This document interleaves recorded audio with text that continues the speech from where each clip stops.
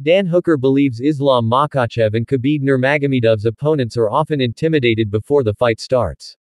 Hooker, 24-12 MMA, 14-8 UFC, experienced it firsthand when he faced current lightweight champion Makhachev, 26-1 MMA, 15-1 UFC, at UFC 267 in October 2021.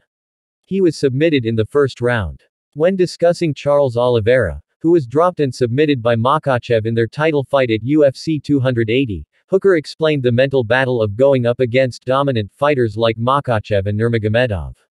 The myth of it is bigger than the actual task, and they kind of ride off the back of the myth of Khabib, and that's bled into Makhachev, and you can see it, Hooker told Submission Radio. It definitely affected me. It's bigger than the actual guy. If you just boil it down to the actual guy, it makes it quite a bit simpler. Makhachev is expected to make his next title defense in a rematch against Arman Tsarukyan, which is being discussed as the UFC 311 headliner January 18 in Inglewood, Calif. In their first fight, which was Tsarukyan's UFC debut, Makhachev outgrappled him in a back-and-forth battle. Hooker predicts their rematch to have a more definitive ending. Islam is very defensively sound on the feet, Hooker said.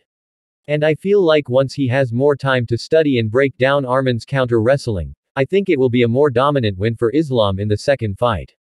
Since losing to Makhachev, Hooker has won 3 of his past 4, most recently edging out Mateusz Gamrot at UFC 305 in August.